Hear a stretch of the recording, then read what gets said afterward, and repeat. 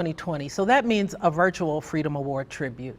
For the past 28 years, we have brought civil and human rights heroes and sheroes to Memphis, Tennessee to highlight their courage, patience, commitment, and persistence in fighting for, encouraging, and creating positive social change, moving us closer and closer to real freedom and justice.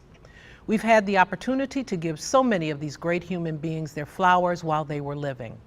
Some have received those bouquets after they fought their battles, others while they were in the middle of their work. But each of them has been very worthy individuals who have made a mark on civil and human rights issues around the globe. Our honorees have included those who were very familiar mothers and fathers of the civil rights movement, like Coretta Scott King, Rosa Parks, Diane Nash, James Lawson, John Lewis, and Andrew Young.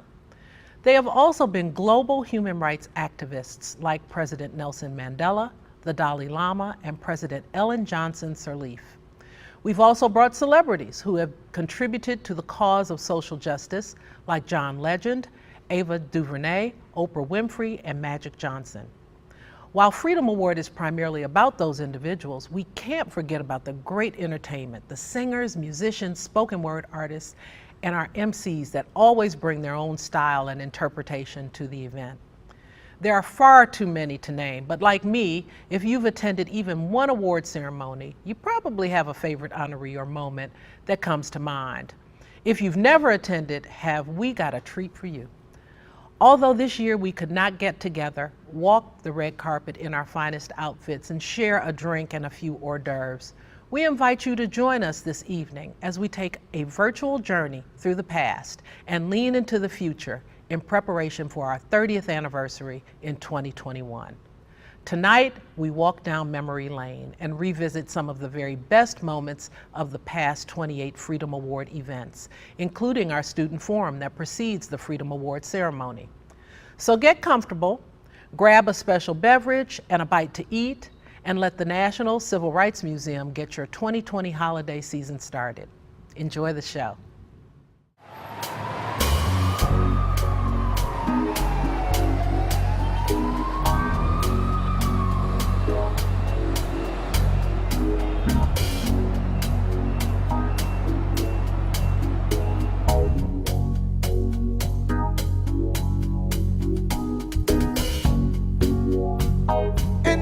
Mississippi, surrounded by four walls that ain't so pretty.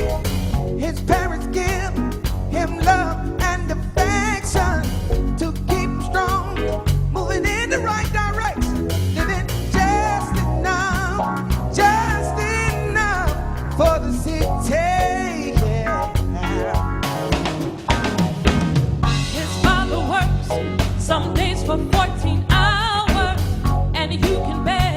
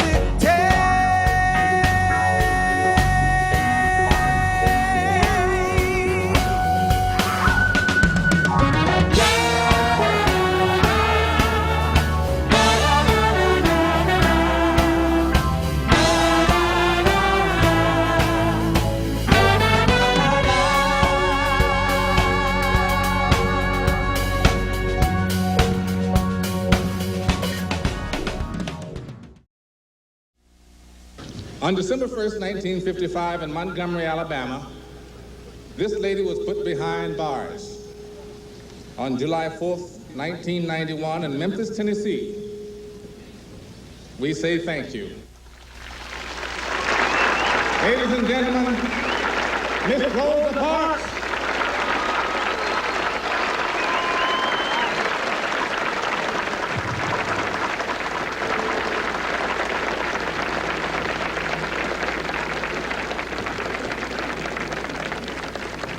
This is truly a great day here at this museum.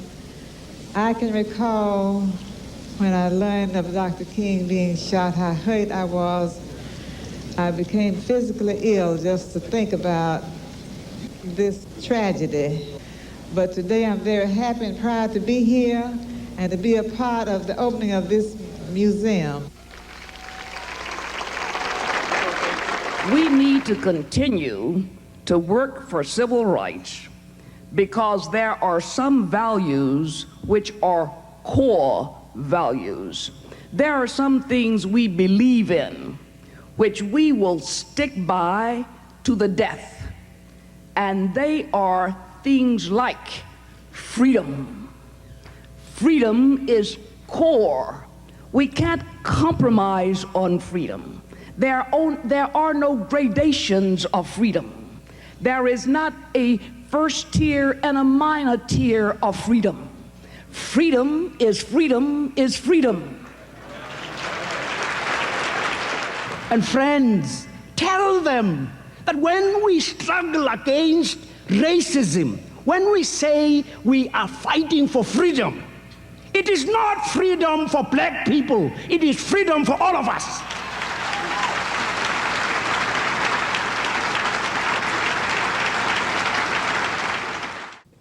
And Martin Luther King's dream at the March on Washington was pronounced in spite of the fact that he said America had presented the Negro with a bad check, and that he refused to believe that when we presented this promissory note before the Bank of Justice in this great nation, he refused to believe that it would come back marked insufficient funds or insufficient justice. And it was in spite of the fact that he got the bad check back.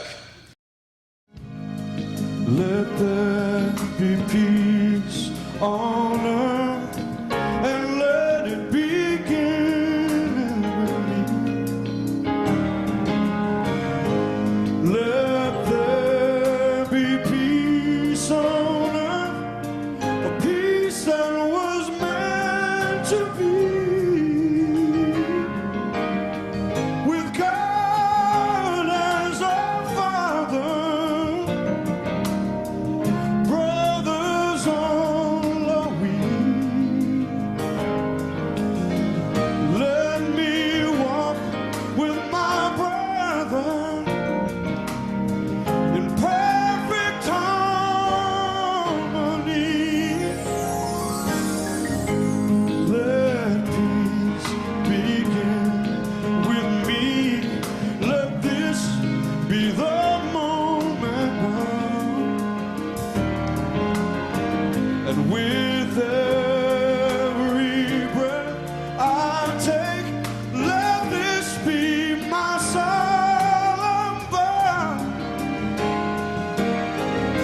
To take each moment and to live each moment in peace eternally. Let there be peace on earth, and let it begin with me.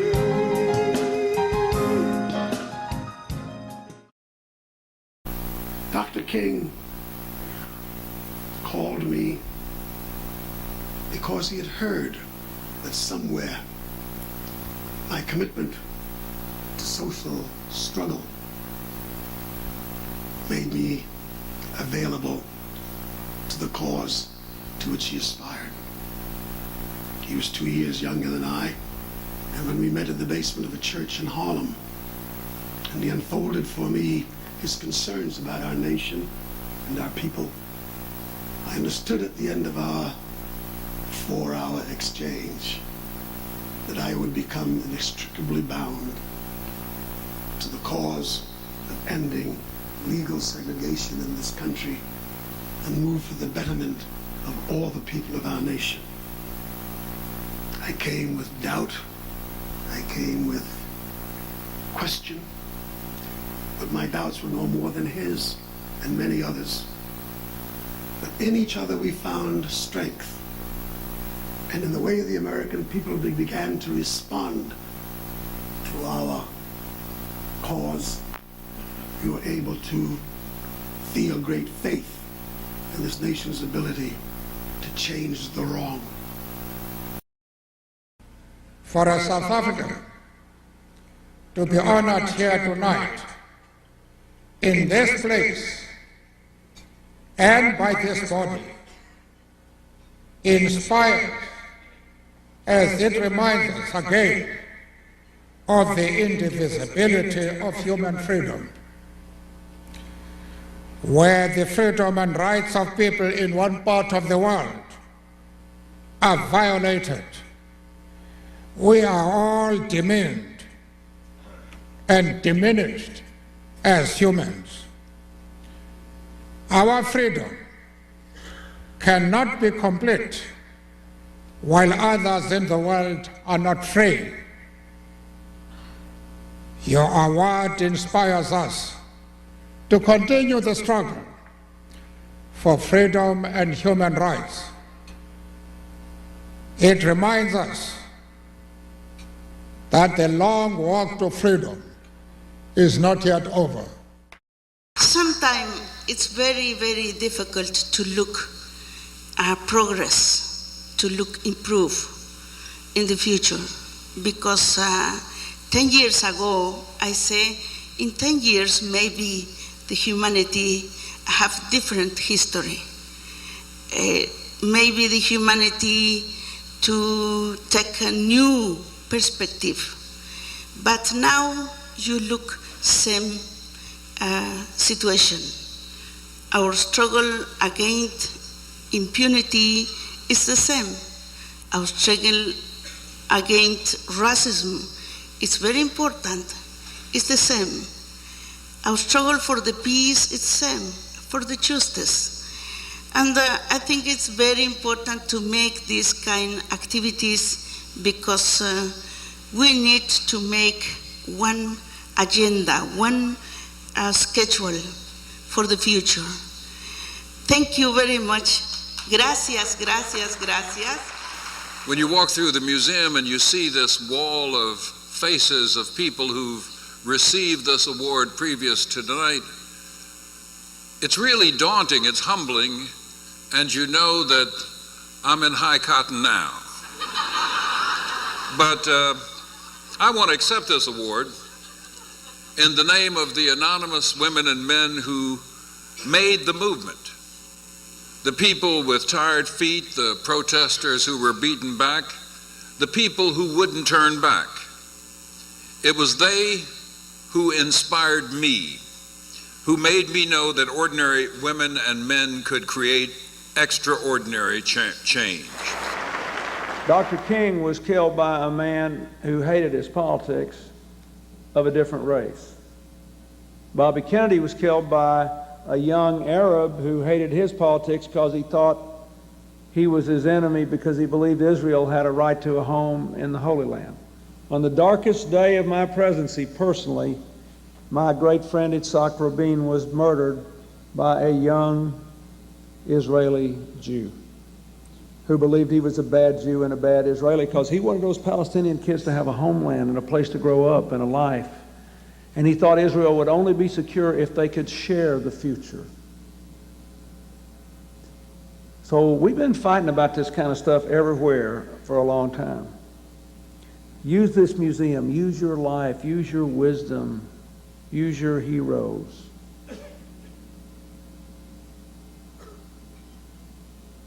Try to get people from all around the world to see this and to see that if we did it here after hundreds of years of oppression, And if Mandela can walk out of his jail after 27 years and forgive the people who brutalized him, that this can be a model for all these other religious and tribal and whatever conflicts. And try to remember that the only way we can ever keep making it a model is if we follow what our founders told us to do to make a more perfect union. The National Civil Rights Museum every day helps to make America a more perfect union. Thank you, and God bless you. I tasted the bitter fruits of racial discrimination, and I didn't like it. So like hundreds and thousands of others, I got involved. Blacks and white, rich and poor, we got involved. We got in the way, we got in trouble. When I was growing up in Alabama, my mother and father would tell me not to get in trouble. Don't get into trouble, they would say, but I got in trouble. It was good trouble, it was necessary trouble, and I was not the only one getting into trouble. During the 60s. So tonight, in accepting this award, I said, call it a house of Memphis, call it a house of Tennessee, call it a house of Atlanta, the house of Georgia, call it a house of Washington, call it a house of New York. We all live in the same house. Call it a house of Ireland, call it a house of Africa. We all live in the same house. For we are one house, we are one people, we are one family. So tonight I say to each and every one of you, walk with the wind and let the spirit of freedom, justice, and liberty be our guide. Just maybe our foremothers and our forefathers all came to this great land in different ships. Tonight we're all in the same boat. It doesn't matter whether we are black or white or Hispanic or Asian American or Native American. We're one people, we're one family, we're one house. Thank you very much for this great honor. My name is Bono, and like the video says, I am a rock star. They gave me this incredible tour. They let me stand on the consecrated ground today, and it was just a very, very big honor to be on stage with John Lewis. And we were looking for somebody like Dr. King, a black reverend who refused to hate because he thought love showed a better way.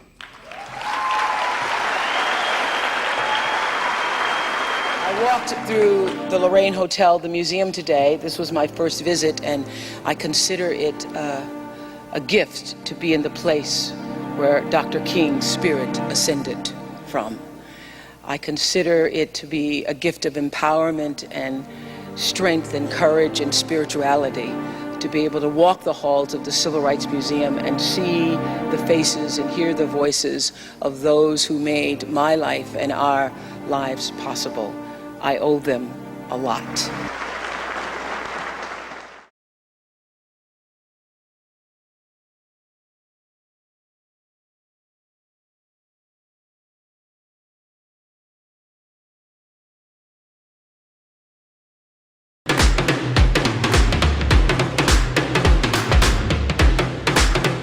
When you do your best, when you are your best.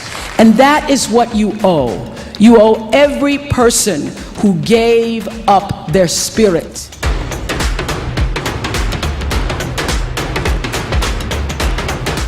Young people, make sure you dream big.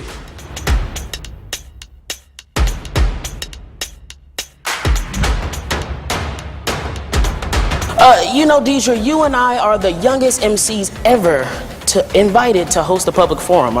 You ready for this? I was born ready for this, okay?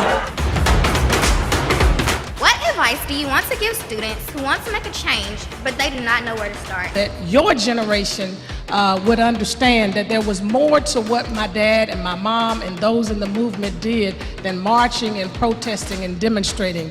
There were things that took place behind the scenes in terms of teaching and educating and training and strategizing that gave context to the marches and the demonstrations.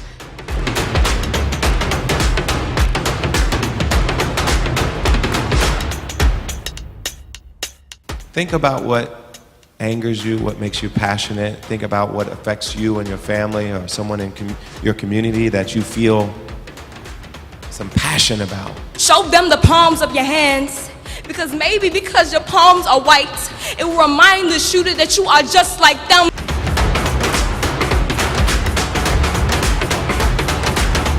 Oh, glory, glory.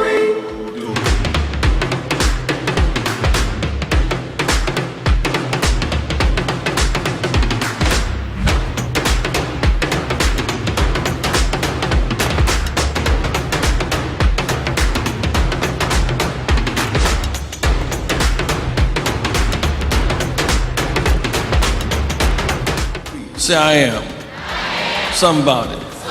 I am somebody.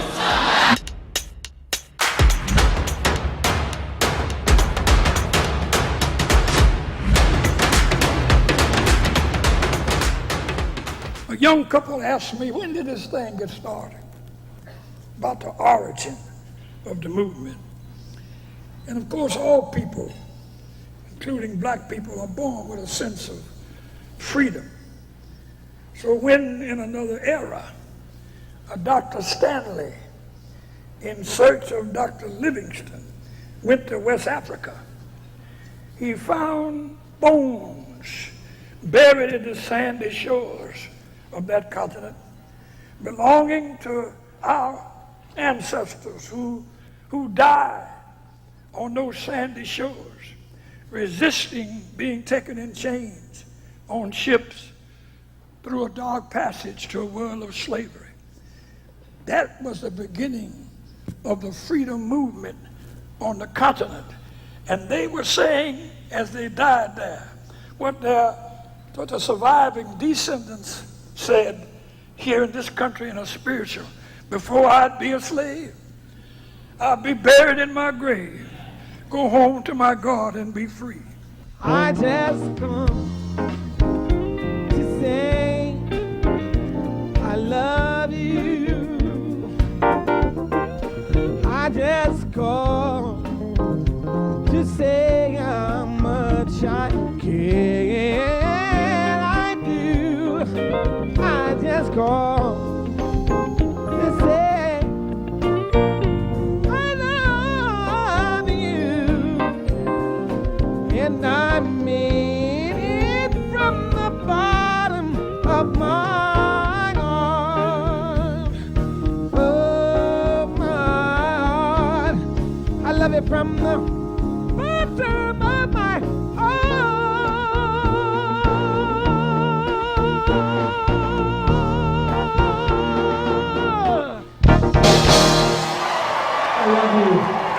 As I said earlier today, I do not want to come here to Memphis and speak to such a distinguished group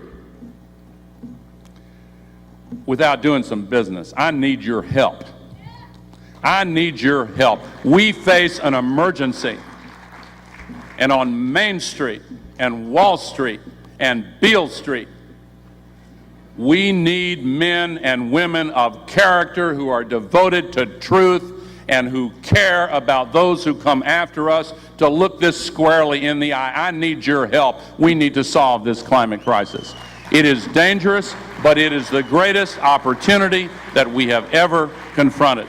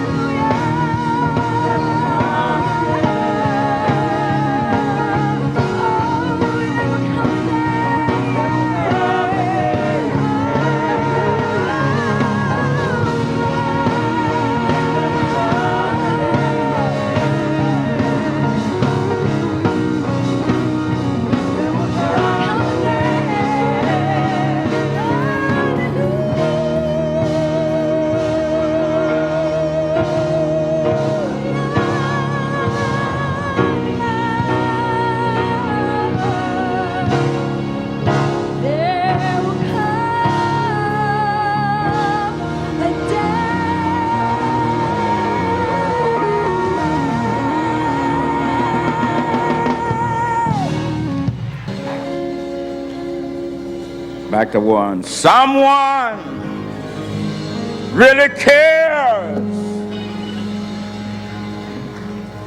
Guess who? See, now if I could do like Miss Hill and Miss Adams, I would say, so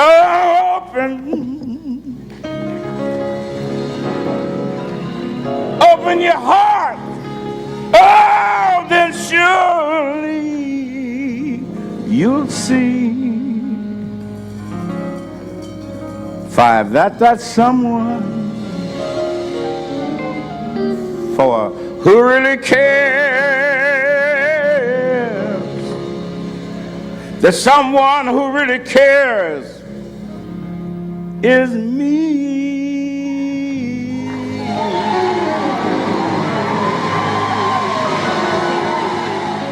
Music, I had 2 feelings.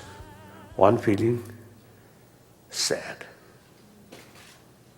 I saw such a person, wonderful, really, totally dedicated to well-being of others, particularly dedicated for less privileged people who suffer through generations. He fight for that, and finally he killed.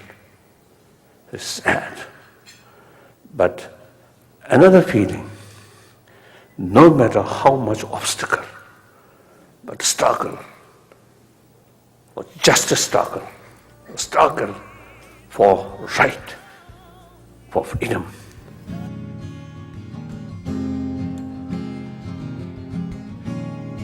Today, after being at the Civil Rights Museum, the same thing that the Dalai Lama said, I felt 2 things. I felt sad, and I also felt very strong, because I know that is what I come from. Too much hypocrisy in this old southern town for me.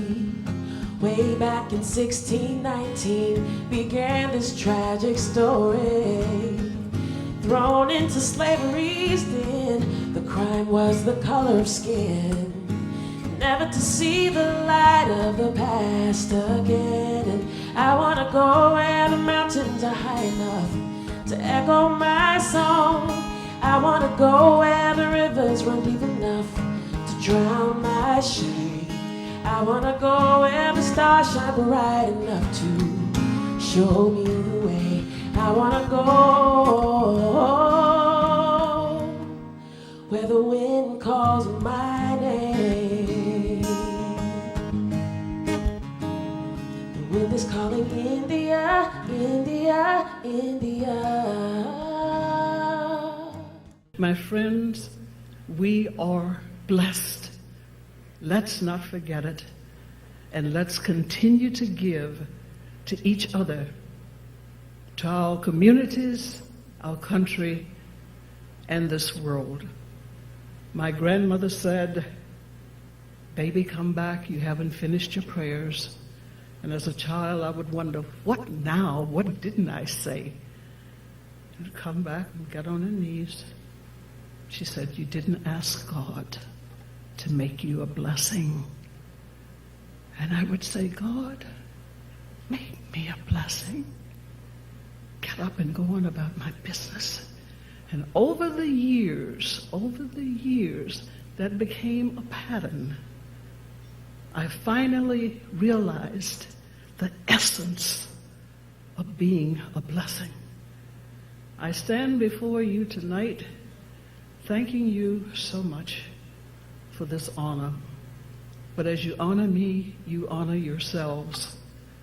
And at a proud 76 years of having lived and seen so much in change, I still say thank you. And I ask God to continue to make me a blessing. Thank you.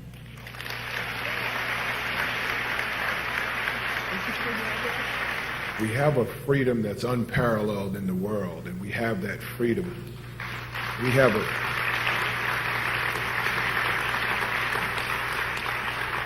a freedom because all the sacrifices that have been made for us.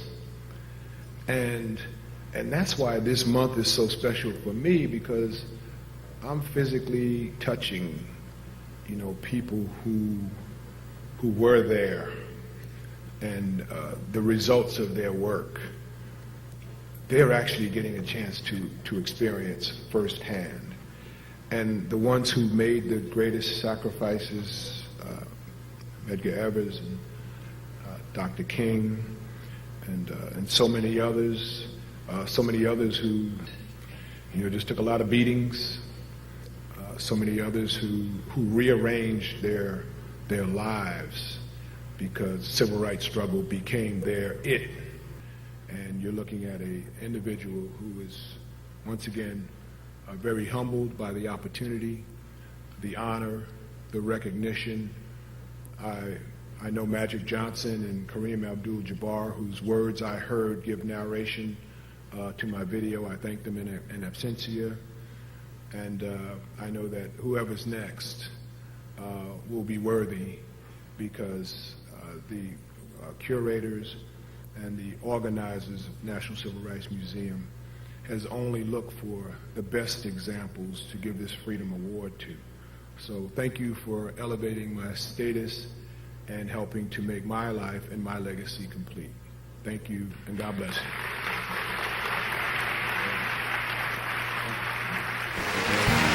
What's up, Memphis? Good evening. Hello, Memphis. Welcome, welcome, welcome, welcome. Welcome to a night filled with magic, inspiration, and unity. For the past 20 years, the National Civil Rights Museum has connected people and history. From honoring President Nelson Mandela, to the Dalai Lama, to Oprah Winfrey, to Rosa Parks. All of these outstanding honorees have a common goal of continuing the legacy that has been put before us by Dr. Martin Luther King, Jr. Yes.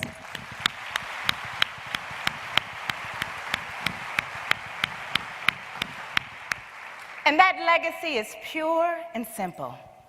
Make a difference.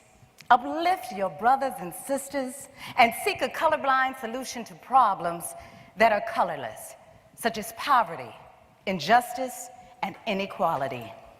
It is only when we look past our differences to those qualities that connect us as human beings can we move ahead as a nation.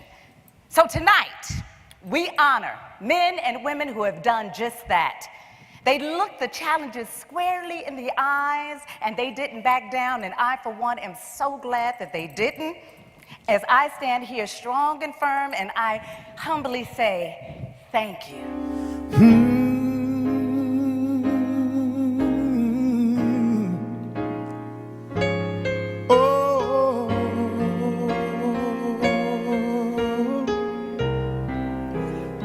Everything must change. Nothing stays the same.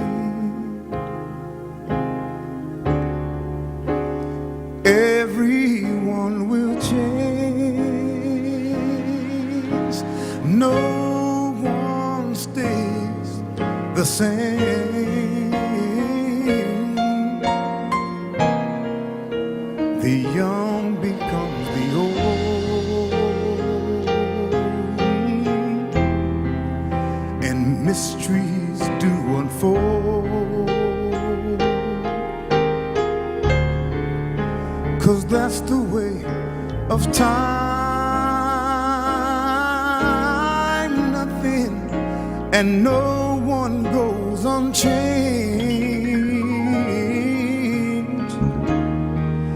There are not many things in life you can be sure of.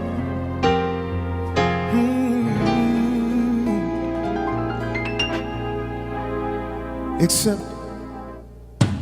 rain comes from the clouds, sun lights up the sky, and hummingbirds do fly.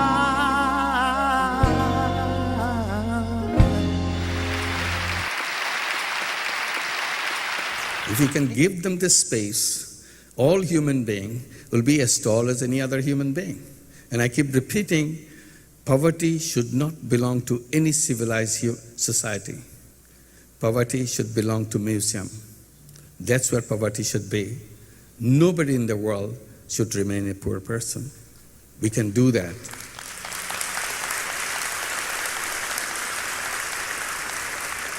All we have to do is to look back and look at the system where it goes wrong and fix it. Thank you very much. What you've done here, which you don't know, you've restored my soul. And that's why my cup is about to run over. And as I walked, what I didn't realize is that you were watching me. I didn't know you were behind me, watching me, following me. And that brings true that goodness and mercy shall follow you all the days of your life.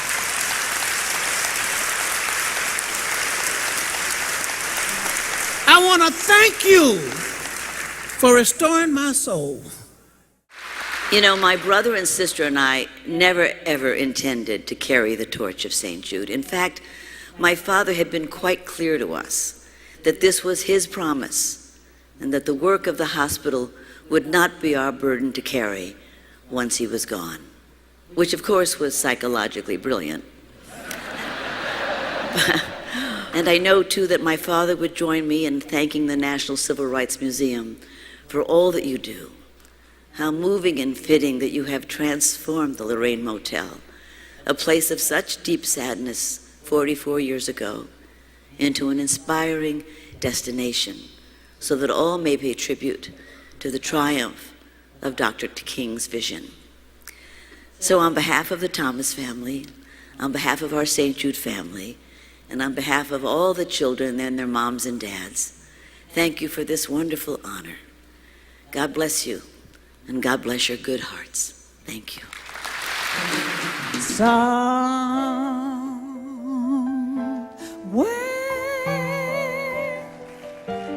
over the rainbow, way up high,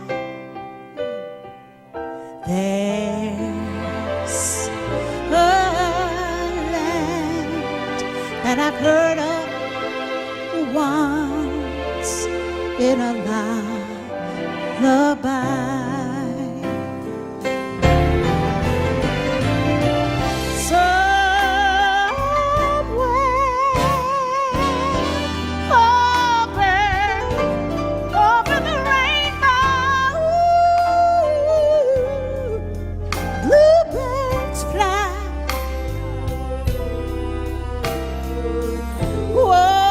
Teeny weeny bird can get up and fly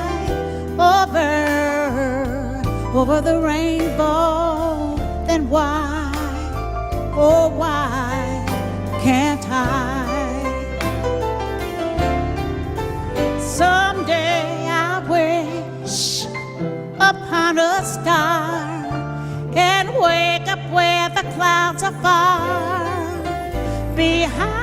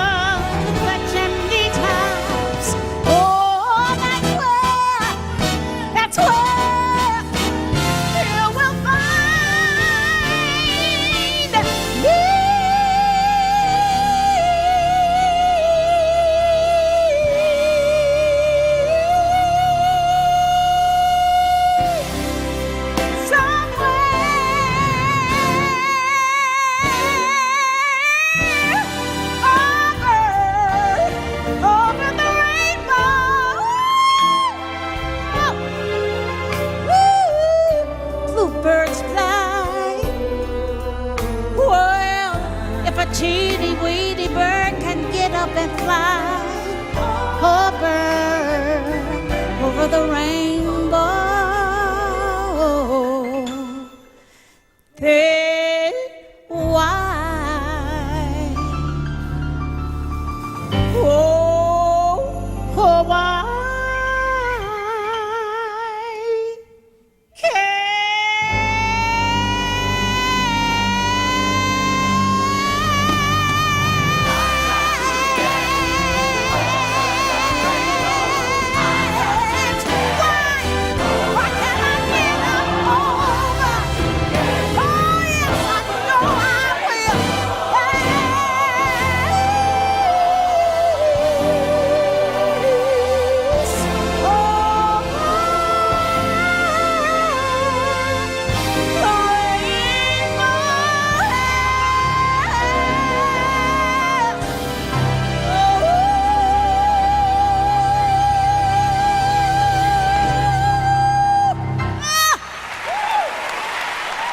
Our kids have been failing for generations, and no one has done anything except we have decided that when these kids fail, and we know they're going to fail, our responsibility as a nation is to build enough jails so we can house all of the failures in this country. There is something un-American about thinking about your children that way. And in this country, we should be ashamed. We lock up more people per capita than any place on the face of the earth. 744 people per 100,000, and nobody is even close to us. You just whip out your phones, you punch in incarceration rates. #1 in the world is the United States. Why have we allowed our young people to be destroyed at such record numbers, and we've done nothing about it? That is not the America Dr. King dreamed about. I decided to study law, and I was doing my homework in August 1963, preparing to go up to law school in Trinity in Dublin in September. And I heard a speech that moved me beyond belief, as it moved many, many in this audience and millions around the world, and still does. And this year we celebrate the 50th anniversary of that speech. And I understood why I wanted to study law. I wanted to study law because law would be an instrument of social change, an instrument of justice. And I spent 4 years studying law in Trinity, and then I had the good fortune to get a fellowship to Harvard Law School to take a master's degree. And I was the class of 1968. If you take the fruit of the civil rights movement for granted, the right to vote, equal access to education, jobs, and business opportunities, they may very well rot and spoil, depriving future generations of what you take as an entitlement. I am personally challenging you. I'm speaking of the younger people in the audience now, and I'm assuming everyone else has a very solid job. It's that bad, huh? I personally am challenging you not to allow that to happen. We entrust our dreams and Dr. King's dreams to you so that you might advance the principles of freedom, justice, and opportunity well into this century, paving the way and leaving a legacy for those who will follow you. In conclusion, on behalf of Black Enterprise and the Grades family, I thank you for this great recognition.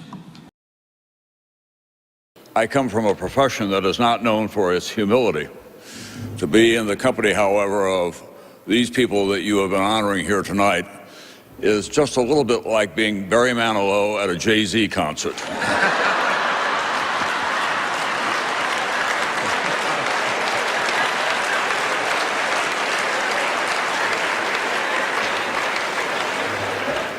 I am wondering how I got here, but in fact, this is a common cause that knows no pigmentation line. There are no racial lines when it comes to human rights and the promise of equality for citizens in this country. To fulfill that promise has been a long journey, and it is not yet over. I thank you for helping us to build a proud legacy. I was simply your vessel. So may God bless and keep you, and guide my successor to even greater heights. Thank you so much for your support, your love, and for all you have done to help create a world-class National Civil Rights Museum right here in Memphis, Tennessee. Thank you.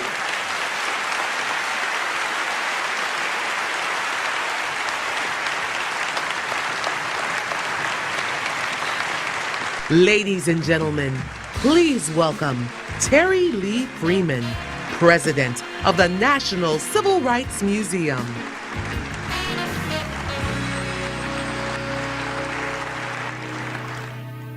Good evening, and thank you, Beverly. It is truly a privilege and an honor to be in this servant leadership role, to have the awesome responsibility of stewarding the future of this great institution and national treasure. Yes, it's true, there's some things I don't understand, but I still need love, 'cause I'm just a man. never seems to go to plan. I don't want you to leave, won't you hold my hand? So won't you stay with me? 'Cause you're all I need. This sees love is plain to see. So won't you stay with me? Why am I so emotional? They say it's not good, need some self-control. Deep down I need this thing to work. I don't want you to leave so it doesn't hurt. So won't you stay with me? 'Cause you're all I need. This sees love is clear to see. So won't you stay with me? Oh, oh, oh, oh.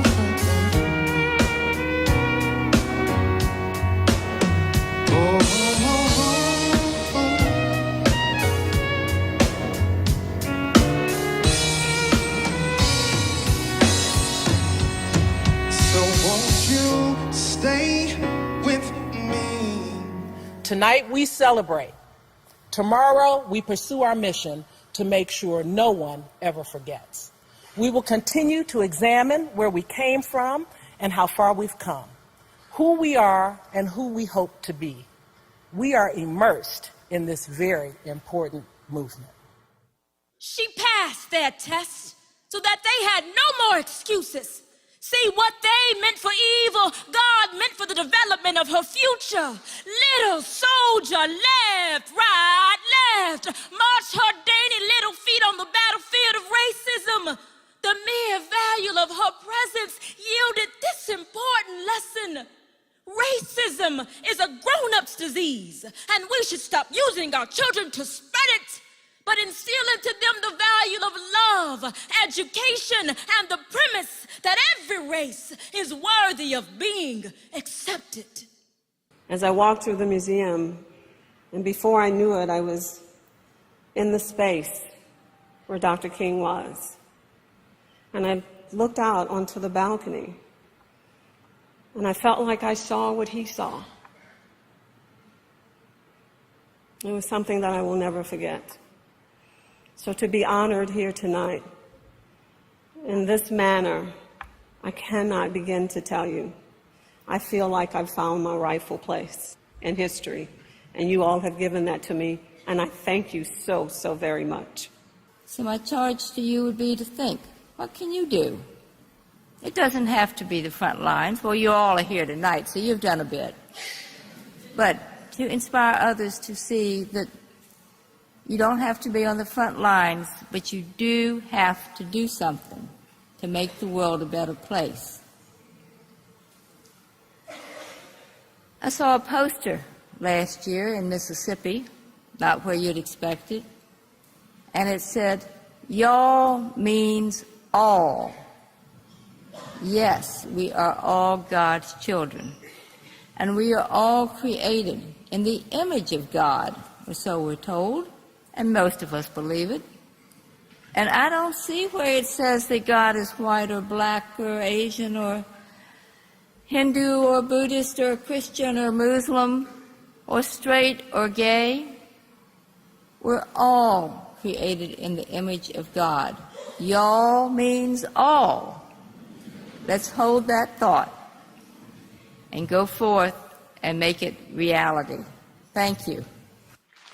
The museum that I toured this afternoon was jaw-dropping to me in its beautiful display of the magnificence and the majesty of Black people. I thought that it was just a beautiful overview of both tragedy and triumph. And I was allowed to go out onto the balcony no words. It just happened about an hour ago, and I'm still a little shaken up. But just to have that place, that space preserved in this way is something to celebrate. And so I thank the museum so much for existing and for honoring me here tonight. From the plane to this moment, my time here in Memphis has been really extraordinary. It's been one of the most beautifully organized experiences I've had. Really, you guys do it really nice here in Memphis. I really like it. It was one particular day, and I was really, really upset and just challenged by what was going on. And my producer, Oprah Winfrey, was nearby. It's nice to have her nearby. And I remember saying, why is this happening to me? Now, why is this happening? We were just about to get this shot, and why did this happen? And she said, in her Oprah-like voice, something that really changed my life, and I've really abided by for the last 2 years. She said, Ava, this is not happening to you. It's happening for you. The decades-long struggle of local people like Amelia Boynton made it possible. The sacrifice of martyrs Jimmy Lee Jackson and Reverend James Reeb made it possible. The courage of student organizers like Bernard and Kalia Lafayette made it possible. The commitment of clergy like Reverend Clark Olson made it possible. The vision of activists like James Bevel and Diane Nash made it possible. The political will of President Lyndon Johnson made it possible, and the inspirational leadership of Dr. Martin Luther King Jr. made it possible. But despite the troubling legacy of Jim Crow that we still live with today, we as a people and we as a nation are in a far better place today than we were yesterday. And it's because of Selma. But if we want to be in a better place tomorrow than we find ourselves in today, then we need another Selma. That time has come again. Yeah. I'm happy to be back, especially for such an important occasion. Happy 25th anniversary to the National Civil Rights Museum. You started it all and set the record straight that the civil rights movement was one of the most significant and successful social movements in American history.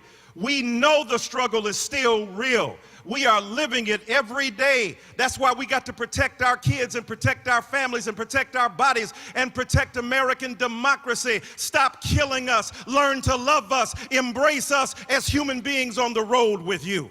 For this 25th Freedom Award, and Justice for All is the theme.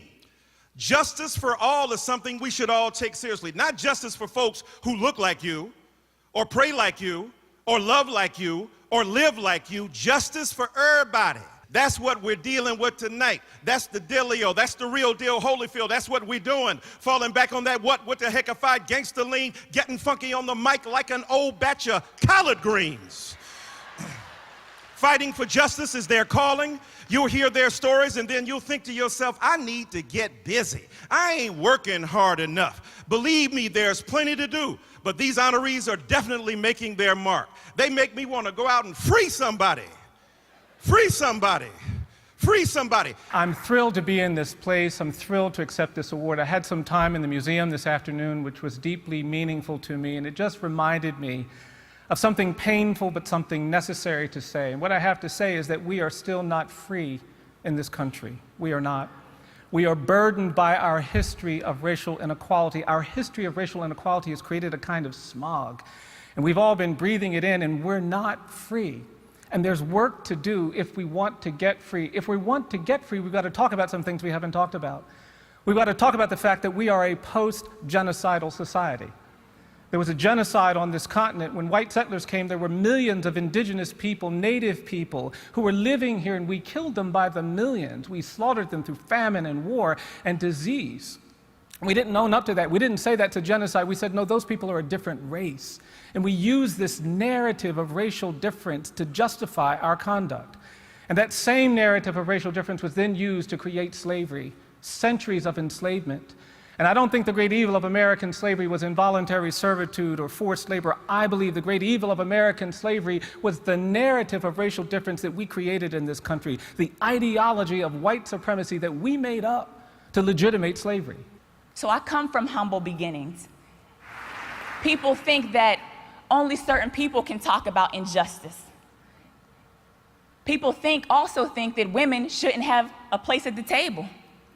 Well, the last time I checked, the most diverse companies, the most diverse boards, the most diverse anything that have women involved, you seem to be doing all right. What a tremendous honor, and thank you to the National Civil Rights Museum for the tour this afternoon. It was amazing, and it is beautiful, and it is hard, because as you walk through, you really realize just how far we are from justice for all. We're far. We're not close. But it also inspires, I think, anyone who walks through to recognize that we must be part of the solution. We have to.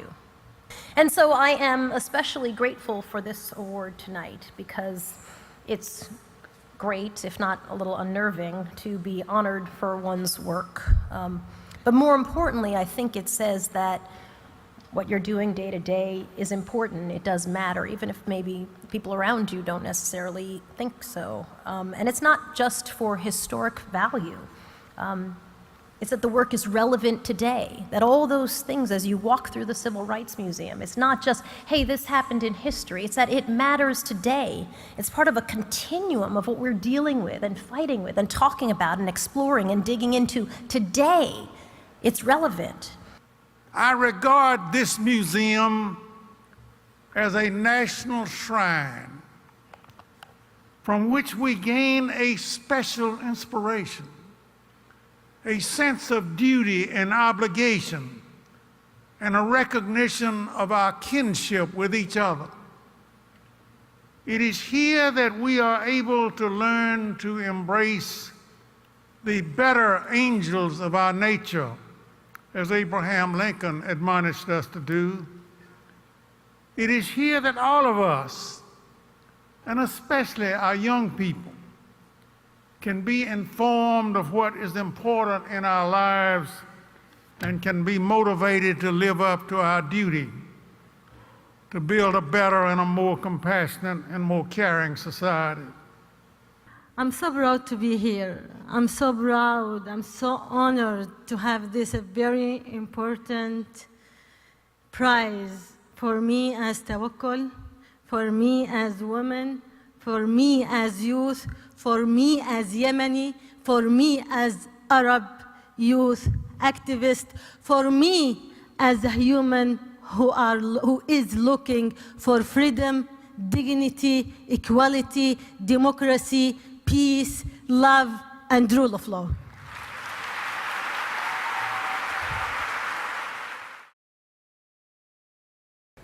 Good evening, ladies and gentlemen.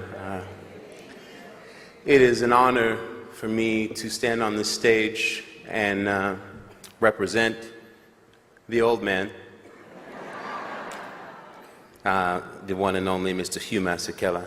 I would not be here without him. Some of you might know my father is recovering from prostate cancer at this time, and he's in a fight. But I spoke to him today. This is the first game my father's ever missed in his entire 60-plus years of making music and being an activist. My dear sisters and brothers, I regret so deeply that I can't be with you tonight to receive this prestigious award that you have so graciously bestowed upon me. My son Salima will be there to receive it on my behalf. Again, thank you very much. This is the city that 49 years ago took something from me and my siblings and my mother. And so tonight, I am overwhelmed that the National Civil Rights Museum, the location of where my father was taken from us, is giving something back to me. God bless you.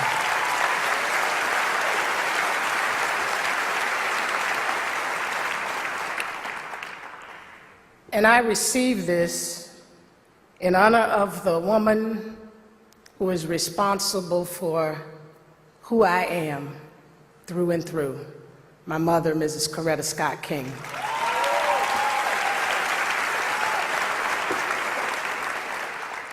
I say all the time that when my father was assassinated, he was one of the most hated men in America. Friends turned their back on him because he chose not to segregate his conscience when he spoke out against the war in Vietnam, because of how it was undermining the work of addressing critical social issues here in our country, especially as it related to poverty, which to this day, this nation still has refused to deal with.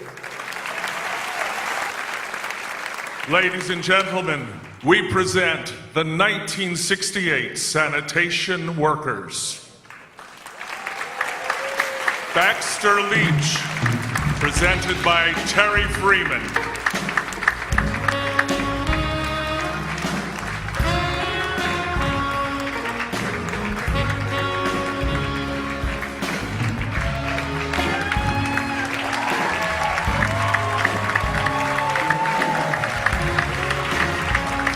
H.B. Crockett, presented by Emily Yellen.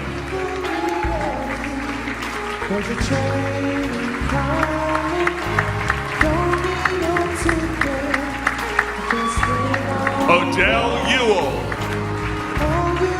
presented by Rosie Bingham, daughter of 1968 sanitation worker Jake Phillips.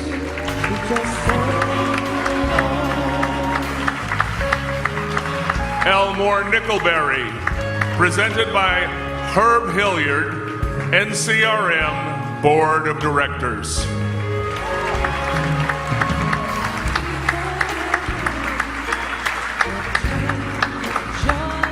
And Reverend Leslie Moore, presented by Payam Sahihi, Ford Motor Company.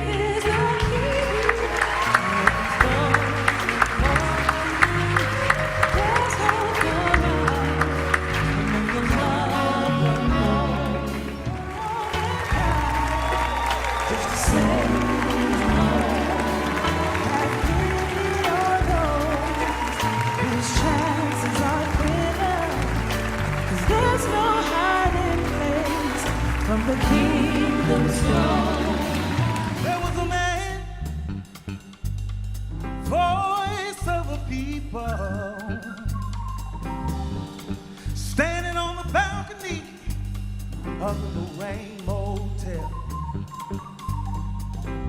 Shots rang out. Yes, it was a gun, was the only one to fall down, y'all. That ain't right. Then as people scream, ain't no need for sunlight. Ain't no need for moonlight. Ain't no need for street lights. Cause it's burning real bright. Some folks say we gon' fight. This here thing just ain't right. 1960 what? 1960 who? 1960 what? 1960 who? 19. Hey, these cities are burning, y'all. They say if it wasn't for bad luck, black folks wouldn't have any luck at all. All they left us with was the blues, y'all, in 1968, and now they say they want that too. It must be something about it then, huh?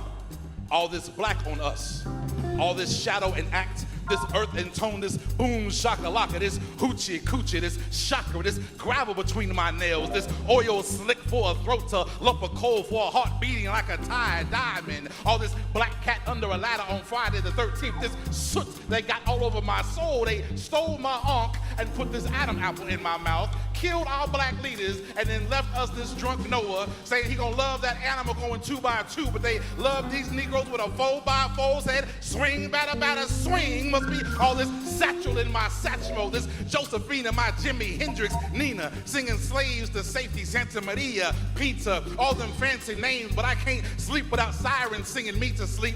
Don't even flinch at the sound of gunshots anymore, like that's a compliment. It must be all this magnificence masquerading as man tan, all this cotton in my club, all this shoe fly and two-step in my shoes. I tried to hide it, y'all, what parts they didn't beat out of me.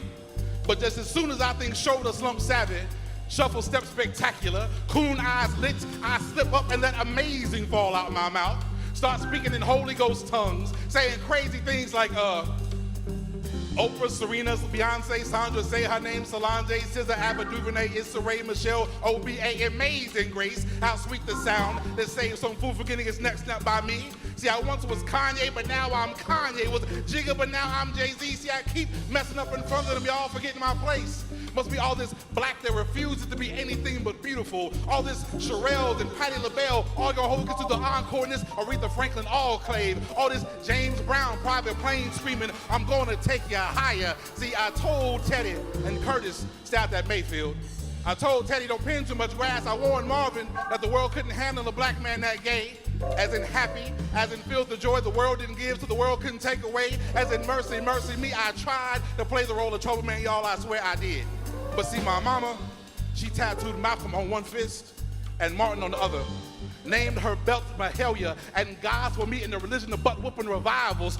Said I was born a dollar short and a day late. So squash tomatoes, baby. Catch up. Must be all this my ancestors' wildest dreams in my eyes. All this Harambe in my hips. All this Abbott Haley in my gait and this Coochie Chocolate in my kick step that won't let me play, kid. They say it must be bad luck to be born this black and still proud.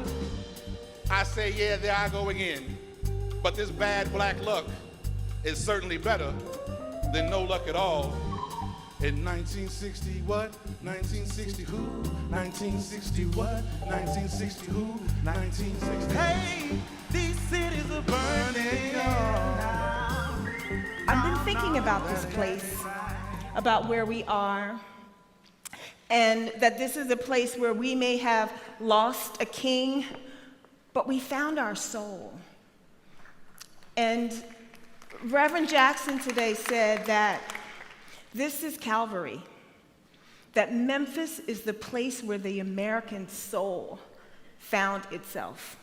Our heart was broken, but something really important happened here. And so I say to you tonight, don't give up, and don't go weary of well doing. There is still yet a great kingdom to go open. Every time I think about the balcony in Memphis and Lorraine, the balcony in Lorraine, the balcony at the White House 40 years later. Dr. King crucified on the balcony here, and Barack and Biden resurrected on the balcony. If you look at Potomac in Washington,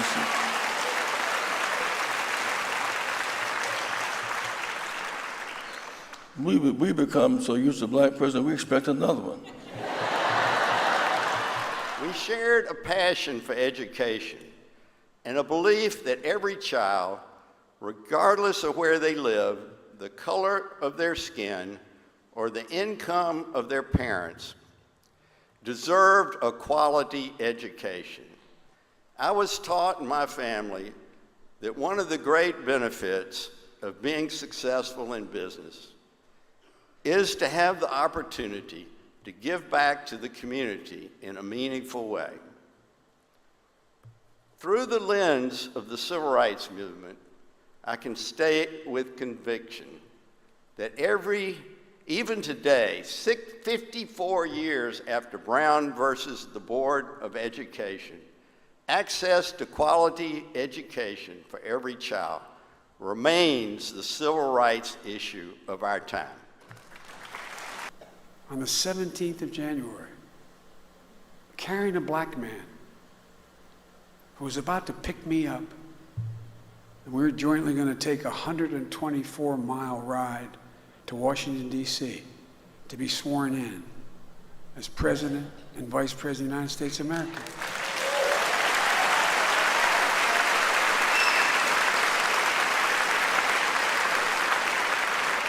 It hit me like a thunderbolt. So don't tell me we have to accept where we are. Don't tell me things won't change. Don't tell me that we can't restore hope in this country. Don't tell me that anything is beyond our capability. This is America. We've done it before, and it's time to do it again. God bless you all, and may God protect our troops. Thank you, thank you, thank you, thank you for this great honor. I was around 8 or 9. My dad asked me to sing that day. Had he have not been a minister, he could very well have been a great singer.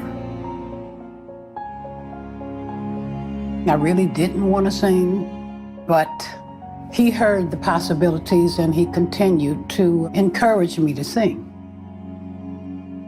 And thank God he did.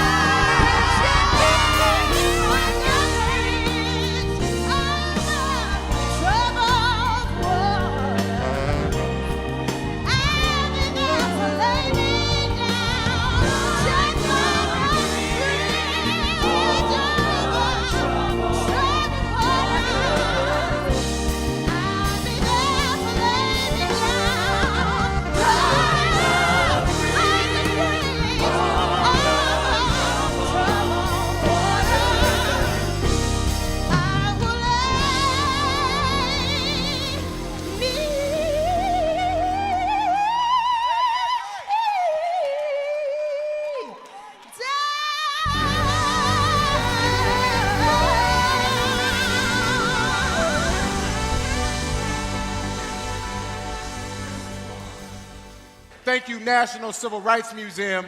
I salute you for the work you're doing to raise our consciousness about the issues that continue to impact our lives and honoring those men and women who excel in the fight for freedom. You keep us informed. You encourage us to act. I know I want to do better. So I want to thank you. And I want to thank you. And I want to thank you again.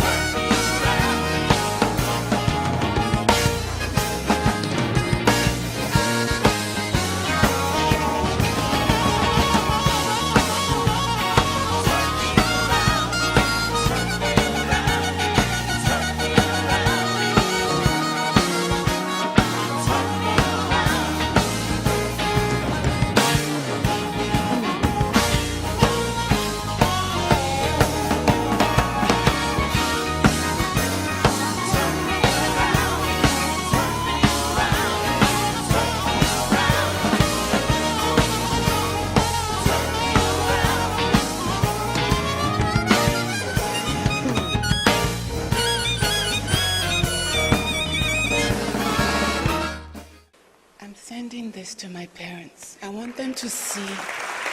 I want them to see it. I want them to see it. Because this is really for them. This is really for them. It's really for all the people who have done as they did to fight for freedom and to give their very lives so that we can live in a freer society and with more dignity. I want you to know that we on the continent of Africa, we feel every pain. We feel every suffering.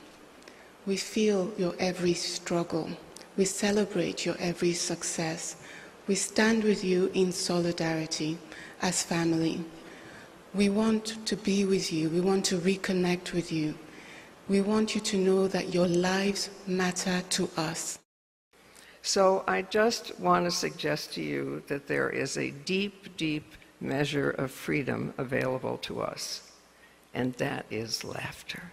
Never go any place where they won't let you laugh.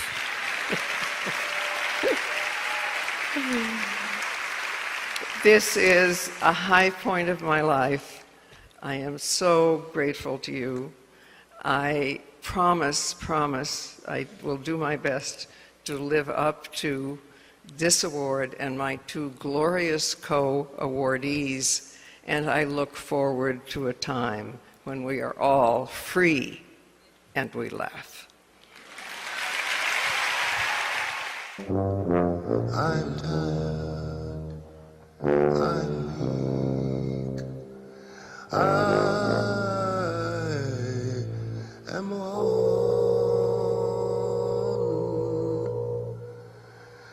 through the storm, through the night, lead me on to the light. Precious Lord, take my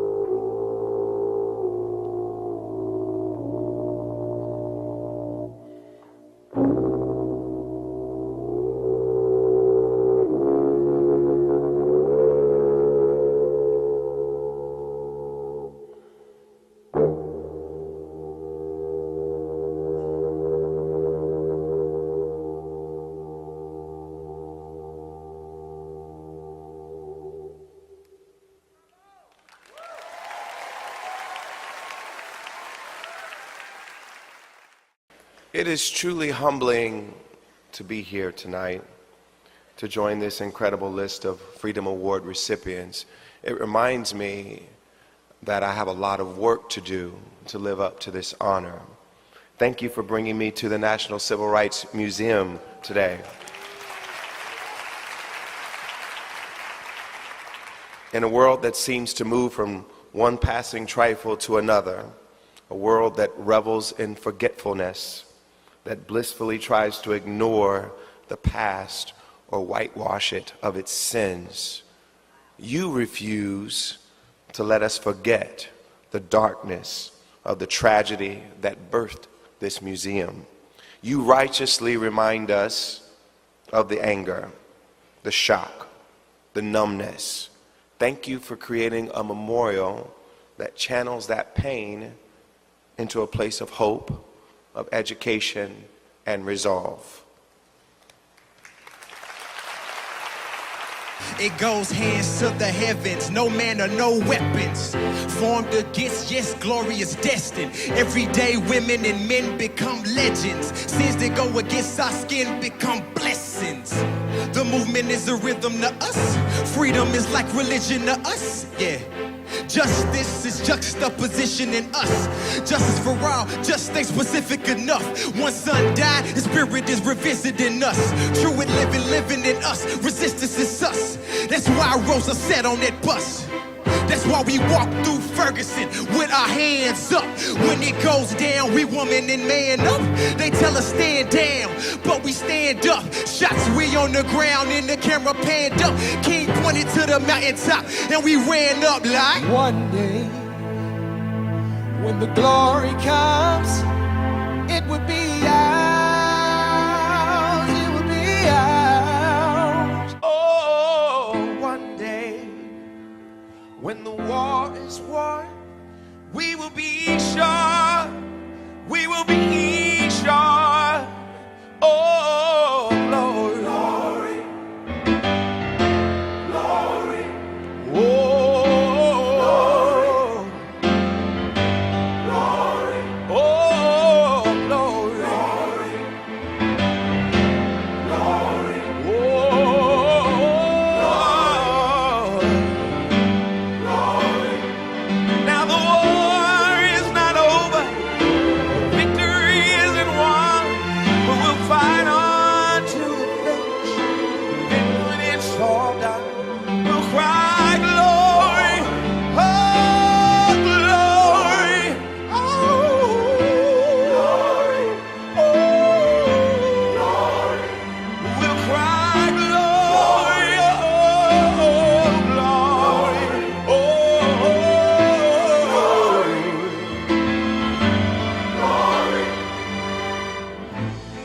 Thank you so much, Memphis. Thank you to the National Civil Rights Museum. We appreciate you bringing us all here together tonight to celebrate Dr. King, to celebrate everybody who's marching for freedom today, who's marched for freedom in the past. This struggle has to continue. Sometimes it gets frustrating, I know. So many setbacks, so much backlash, so much disappointment. But I'm encouraged by everything I've seen tonight. I'm encouraged by the young people I saw this morning. I'm encouraged by Gloria.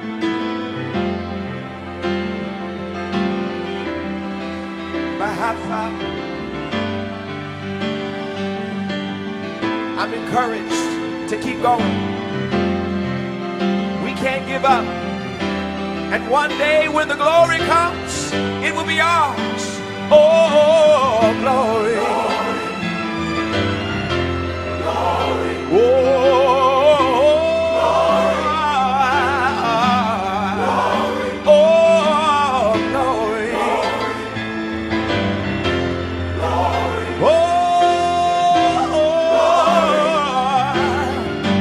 Glory. When the war is won, glory. When it's all said and done.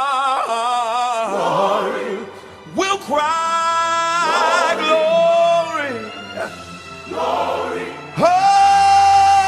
glory. Oh.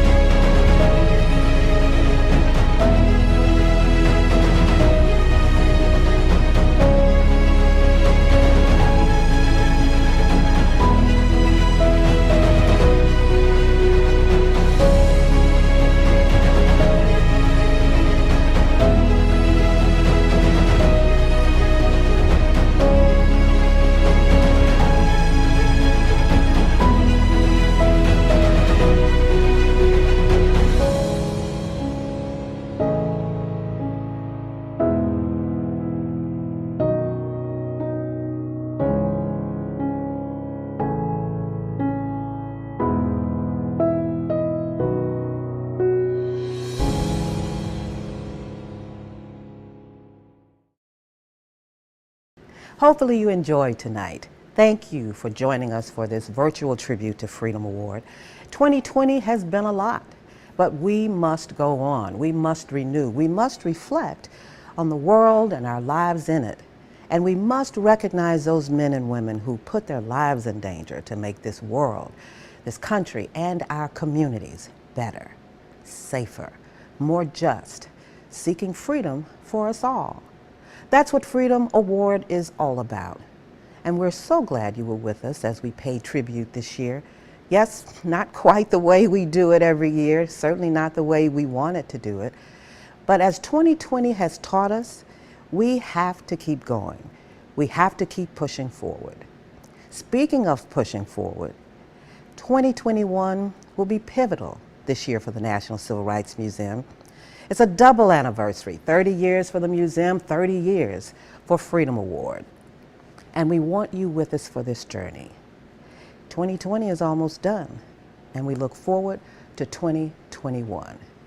Special thanks to our freedom keepers who kept us whole as we go through this pandemic.